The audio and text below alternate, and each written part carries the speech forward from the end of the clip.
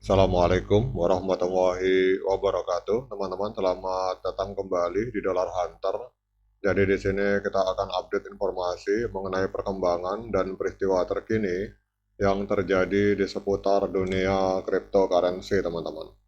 Namun seperti biasa, sebelum kita berbicara tentang dunia kripto, mari hari ini kita berdoa bersama-sama, memohon kepada Allah agar kita semua senantiasa diberikan nikmat berupa kesehatan dan juga diberikan keberkahan dalam setiap rezeki yang kita terima pada hari ini, teman-teman. Oke teman-teman, kita akan membahas update informasi tentang Solana. Jadi di tengah perkembangan pesat blockchain dan tokenisasi aset, Sygnum Bank ini mengeluarkan laporan yang mengindikasikan bahwa Solana itu berpotensi menjadi pesaing serius bagi Ethereum dalam beberapa tahun ke depan. Jadi bank kripto asal Swiss ini mengamati beberapa indikator kuat yang menunjukkan perubahan preferensi beberapa institusi keuangan terhadap jaringan Solana. Jadi tokenisasi aset di dunia nyata atau RWA ini semakin populer di kalangan institusi keuangan dan saat ini Ethereum mendominasi pasar dengan pangsa pasar sebesar 81%. Namun Sygnum Bank ini mencatat bahwa walaupun Ethereum masih lebih unggul, sejumlah lembaga keuangan besar termasuk Visa dan Franklin Templeton telah mulai memilih Solana sebagai platform blockchain untuk inisiatif tokenisasi aset dan penyelesaian stablecoin seperti USDC, teman-teman. Jadi ada USD Coin. Kemudian kalau kita lihat di sini bahwa alasan utamanya adalah efisiensi biaya dan kemampuan Solana di dalam menangani transaksi dengan throughput yang tinggi. Jadi sekedar informasi teman-teman, itu Visa telah mengintegrasikan Solana untuk proses penyelesaian pembayaran USDC karena efisiensinya yang dianggap lebih baik daripada Ethereum. Selain itu juga Franklin Templeton, manajer aset global dengan nilai triliunan dolar, juga telah mengumumkan rencana untuk meluncurkan dana mutualnya di blockchain Solana. Jadi Sygnum menyoroti bahwa ini menjadi sinyal kuat bahwa institusi keuangan besar mulai mencari alternatif yang lebih ekonomis dan lebih cepat di luar Ethereum, teman-teman.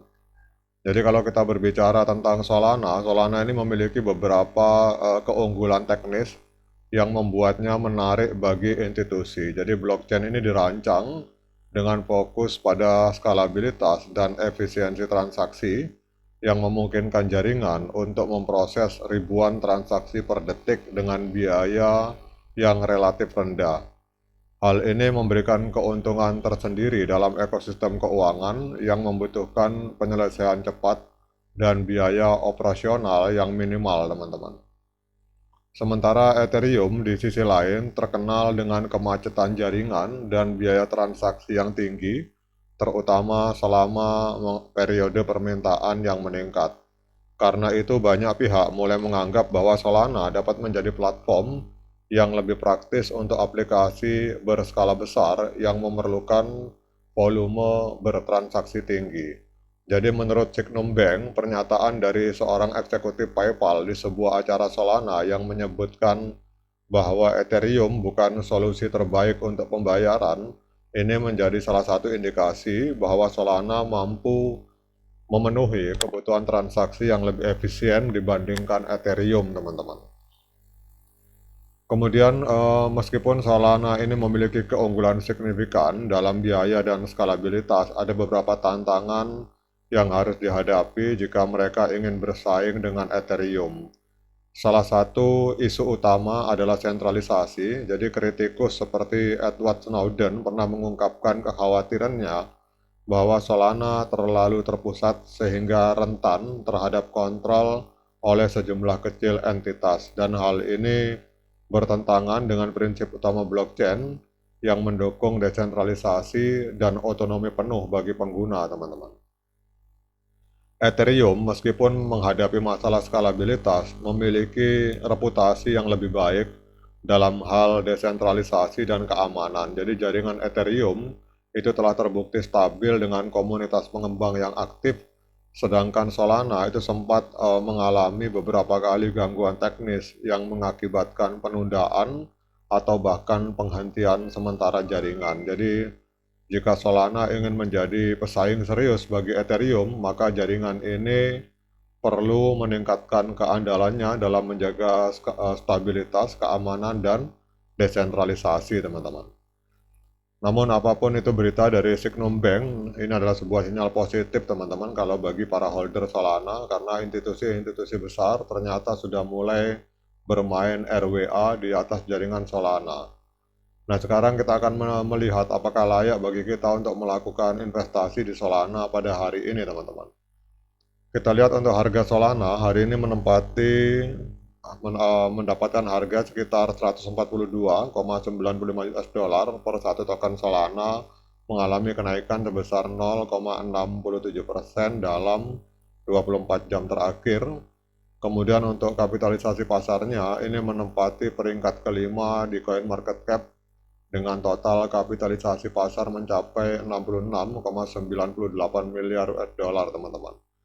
Sementara untuk volume 24 jamnya ini mengalami koreksi sebesar 55,85%. Jadi dalam 24 jam terakhir terjadi transaksi jual beli Solana di angka 1,01 miliar US dollar, teman-teman. Sementara untuk supply maksimumnya ini tidak terbatas, tapi supply totalnya hari ini ada di angka 585 juta Solana, kemudian supply yang beredar 468 juta Solana. Kemudian kalau kita coba cek harga ATH, teman-teman. Jadi 3 tahun yang lalu, tepatnya tanggal 7 November 2021, itu Solana sempat menembus angka 260 dolar per satu token Solana, teman-teman. Jadi kalau kita lihat dari harga ATH, Solana hari ini sedang koreksi 44,93%. Nah, kemudian pertanyaannya, apakah layak bagi kita hari ini untuk masuk melakukan pembelian Solana? Seperti biasa, saya ingatkan kepada teman-teman bahwa saya bukan penasihat keuangan, jadi jangan diikuti karena pandangan saya di sini murni bersifat subjektif. Jadi pandangan ini bersifat subjektif sehingga bisa salah, bisa benar, teman-teman. Jadi kalau teman-teman mau melakukan pembelian Solana, silakan lakukan dior, lakukan investigasi secara mandiri karena uang Anda adalah tanggung jawab Anda masing-masing. Oke teman-teman, kalau kita lihat memakai indikator sederhana ini, kita lihat pada tanggal 6 September 2024 telah terjadi dead cross, di mana MA50 memotong MA200 ke bawah. Jadi kalau kita lihat di sini, trennya adalah tren penurunan teman-teman. Jadi kalau bagi yang belum membeli Solana, saran saya jangan masuk dulu. Kita tunggu dulu tren penurunan berakhir. Jadi kalau ada yang bertanya kapan saat yang tepat Mas untuk melakukan pembelian Solana, maka menurut pendapat saya pribadi, ini pada saat MA50 memotong MA200 ke atas, atau pada saat terjadi golden cross, maka itu adalah saat yang tepat untuk kita melakukan pembelian Solana, karena itu adalah sebuah indikasi bahwa tren penurunan di time frame hari telah berakhir. Oke teman-teman, demikian update informasi ini. Tetap semangat menciptakan profit di ruang kripto. Sekian dari saya. Assalamualaikum warahmatullahi wabarakatuh.